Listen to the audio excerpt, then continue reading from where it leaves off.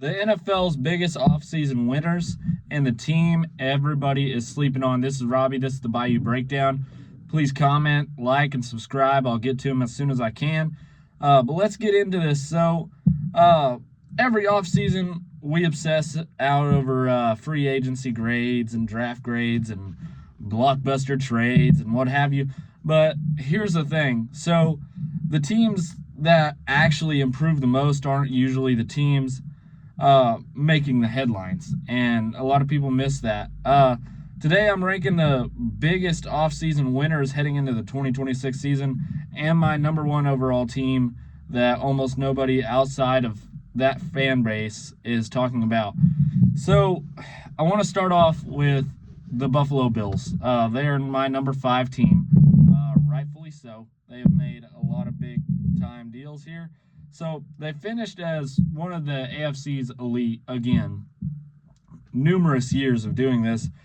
Josh Allen is still playing at a elite MVP level, but they continue building around him rather than rebuilding. They not that they've rebuilt the whole team, but they've continuously kind of rebuilt around Josh Allen. Now they're kind of just building upon what they have.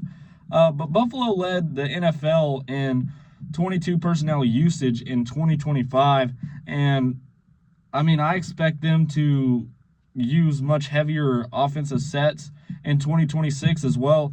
But they didn't chase flashy moves. They doubled down on what had already kind of worked, but moving on, my number 4 team, and go back on the Bills. That's kind of why I have them at 5, is because my number 4 team has to be the team. And this is not who I expect to win the Super Bowl or anything like that. I want to get that out there. I'm just saying who's kind of making the moves and winning the offseason. But my number 4 team has kind of made some flashy headlines. But they are the Rams, the Los Angeles Rams. They're refusing kind of to rebuild, and rightfully so. Matthew Stafford. In case you Saints fans haven't seen, Drew Brees told Matthew Stafford he's got like 5 years left, and rightfully so. Every day this Simpson pick in the first round just kind of gets dumber for me, because you even look at like 3 years of Matthew Stafford left. And you're like, why did they take him? And, Breeze is sitting here, you got 5 years, and rightfully so. He just won MVP. Like, it seems like he's only getting younger. Like, he's just getting better. But, obviously, coming off the MVP season, he added talent like Myles Garrett. And with that, I think they're also going to add in Donald. I don't see why they wouldn't. I do expect Donald to play. Will it be something where he might not play the first couple of, preseason games or the joint practices? I don't think so. I think they ramp him up throughout the year. They just want him for mainly for the how would you say it, for the playoffs, but mainly just for the end of the season push, dude. I still see him being there, fully participating by week 10 or 11. I just don't see him being that big of a addition in the first few weeks, the first, half of the season. I think they ramp him up and get him ready for the playoffs. But they already had one of the NFC's best rosters anyway. So you just add that on top of something that you didn't think was even possible. And now we're looking at the Rams by far are probably going to win the Super Bowl if the Saints don't. Hopefully the Saints can pull something out. I'm not saying they will. I just think that the Saints are really good. But they were also literally one game away from another Super Bowl. And the crazy part to me is you're one game away from the Super Bowl and somehow you still get better. And the Rams did that. They still continue to get better. They continue to improve. So the Rams, that's where I put them at 4. My 3 pick and 2 pick, obviously you're going to know who they are. And it's crazy because they have been flashy. They have been flashy in the NFL in the NFL postseason as well. The New England Patriots, the Super Bowl runner-up. This might really surprise some of you guys and maybe shock you. Why they went 14-3 last season. Drake May finished second in MVP voting, but Mike Vrabel completely changed the culture of the New England Patriots. And I think that just continues. Christian Gonzalez is slowly becoming one of the NFL's premier corners in the league. But they were, in a Super Bowl less than 5 months ago. And they're continuing to add. I don't see them. It's hard for me, and I'll get to this with the Seahawks because obviously they're going to be my number 2, spoiler alert.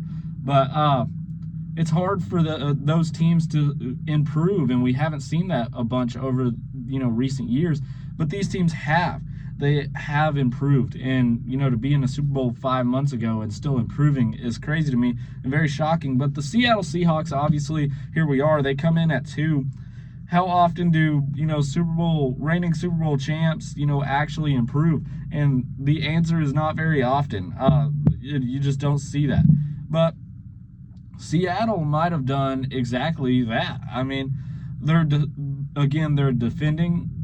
defending Super Bowl champs, and with a franchise best record of 14-3 last season, one of the youngest cores in football, and John Schneider comes in and he continues to draft and develop better than probably almost anybody, and continues to add in addition and make trades, all that stuff. But the main key part is the development part in this, is he just continues to develop these players, probably one of the best development guys there is in the NFL, just all around. And again, going back to what I said about the Rams and going back to what I said, at the beginning of the Seahawks, is that's hard to do when you won a Super Bowl last year. But my number 1 overall pick on the best team who's winning the offseason, and no, it's not because of any bias. I love the Saints, but the Saints are my number 1 pick. And now here's where everybody's going to call me crazy. I've seen some comments that are already crazy on some previous videos, but everybody's definitely going to call me crazy on this one. But everyone keeps looking at the Saints because they don't have Patrick Mahomes, and they don't have Lamar Jackson, and they don't have Josh Allen. But football isn't won on paper. And here's why I'm taking New Orleans. Is so the defense is being heavily slept on. We just made a video. If you haven't went and watched it, go watch it, like, subscribe, comment in that one, and then come back to this. But Cam Jordan is still the leader, and he is coming back for potentially his final year in the NFL. But Brian Brzee looks ready to become a real true star on the defense as well. Brian Brzee is coming off an enormous season. I don't think he goes anywhere but up in Brandon Staley's defense, but so does Kool-Aid. I think Kool-Aid McKinstry could take a massive year 2 leap with Brandon Staley. I think this is Brandon Staley's defense is like this perfect system in which, all these players aren't the big names or aren't the most athletic, aren't the most whatever guys. But if they're good at this one thing, and I preach it, and I preach it, and I preach it, they're good at this one thing, they're in there. And but Chase Young finally gets another offseason in this system as well. Now, as for the offense, Tyler Shuck has a legitimate upside if he settles in, and I think that upside could be top 10, or top 5 even. But really, if he just plays top 15, top 10, that's still an awesome year 2 leap. Alvin Kamara is back, one of the NFL's most complete backs. And, you also add in Travis Etienne, and, he's going to tear stuff up as well. But Chris Olave remains a true number 1 in a sense of production. Not going to say that Jordan Tyson isn't going to be the quote-unquote number 1 wide receiver, or how that's going to work, but they're going to complement each other. Jordan Tyson comes in, he can change the game with a touch, but so can Chris Olave, and they're going to bounce off of each other. It's going to be a dynamic combo between those two. But, then you bring in a returner or 2 to just specialize in that, and that's crazy. But coaching, and this is the biggest, reason here, is Kellen Moore finally gets to build an offense in the way that he wants to instead of, kind of inheriting someone else's. If the Saints simply become just like an average offense, this defense is good enough to keep them in every football game. And if Tyler Shuck can light it up like he did last year at the end, we have a legitimate shot. And that's why I think New Orleans is the most underrated offseason winner in football. Biggest losers, I would have to say Dallas Cowboys. Quiet offseason. Still questions at running back. Offense is getting older. Pressure keeps building in the NFC. Obviously Rams, and obviously the Saints are coming up. It's just pressure keeps building, and they're not doing very much. But I want to know what you guys think. Who is your biggest offseason winner, and who's getting way too much hype? Let me know in the comments. I'll get to them as soon as I see them. This is Robbie. This has been the Bayou Breakdown. Make sure to comment, like, and subscribe. We'll catch y'all on another one. Peace out.